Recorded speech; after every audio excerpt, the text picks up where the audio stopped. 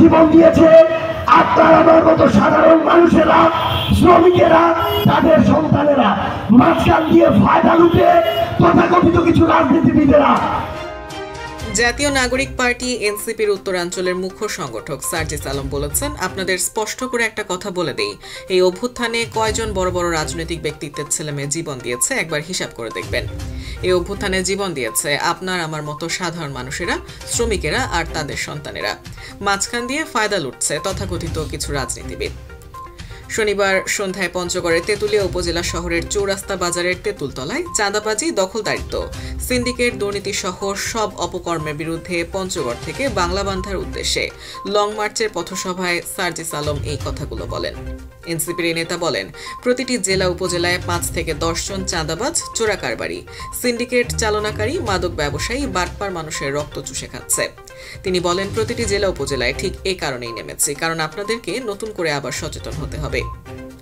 বক্তব্যে পলাশীর প্রান্তরে নবাব সিরাজউদ্দৌলার পরিণতি তুলে ধরেন সার্জিস আলম। তিনি বলেন, নবাব সিরাজউদ্দৌলার বাহিনীতে 50,000-এর অধিক সৈন্য ছিল, হাজার হাজার লাখ লাখ মানুষ ওই বাহিনীর সমর্থনে ছিল, কিন্তু মাত্র 2-3 হাজার ব্রিটিশ বাহিনীর কাছে পরাজিত হতে হয়েছিল, কারণ সবাই নিষ্ক্রিয় দর্শকের মতো তাকিয়েছিল। ওই মানুষগুলো যদি একটা করে ঢিলত ছুটত, তাহলে ব্রিটিশদের কাছে 200 বছরের জন্য এই বাংলার স্বাধীনতা হারাতে হতো না।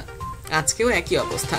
তিনি বলেন, আপনার তেঁতুলিয়ায় 10-5টা লোক মিলে রক্ত চুষে খাচ্ছে, আর আপনারা নীরব দর্শকের মতো ভয়ে ঘরে বসে থাকেন, চুপ করে থাকেন। তেঁতুলিয়ায় ড্রেজার মেশিন দিয়ে পাথর উত্তোলনের কড়া সমালোচনা করে সার্জিস আলম বলেন, যেদিন আপনার ঘরের নিচে ওই ড্রেজিং মেশিন দিয়ে তোলা পাথরগুলো সরে যাবে, আপনার ঘর দেবে যাবে। 5 বছরে আপনার ঘর ঠিক করতে পারবেন না, বৃষ্টির দিনে আপনার ঘরে পানি পড়বে, সেদিন আপনার নেতা আপনার ঘরের দিকে তাকাবে না। একটা জিনিস মনে রাখবেন, সোনার হাঁস থেকে প্রতিদিন একটা ডিম আসুক, সমস্যা নেই। সনাতন পদ্ধতিতে বালু পাথর তোলেন, সমস্যা নেই, কিন্তু একদিনে যদি সব ডিম পাইতে চান, ড্রেজিং মেশিন যদি বসাইতে দেন, 10টা লোককে প্রতিদিন রাতে 10 লাখ টাকা তাদের পকেটে ঢুকাইতে দেন, কয়েকদিন পর আপনার ঘর আর ঘর থাকবে না, সব দেবে যাবে, আপনার ফসলি জমিতে আর ফসল হবে না। আপনারা নিজেরা সচেতন না হলে কেউ আপনাদেরকে সচেতন করবে না। এনসিপির পঞ্চগড় জেলার আয়োজনে শনিবার দুপুর 12:15টার দিকে জেলার ঐতিহাসিক চিনিকল মাঠ থেকে বাংলাবান্ধার উদ্দেশ্যে শুরু হওয়া এই লং মার্চের নেতৃত্ব দেন সার্জিস আলম। এতে এনসিপির 5 উপজেলার প্রধান সমন্বয়কারীরা ছাড়াও এনসিপি ও জাতীয় যুব শক্তির নেতাকর্মীরা অংশ নেন।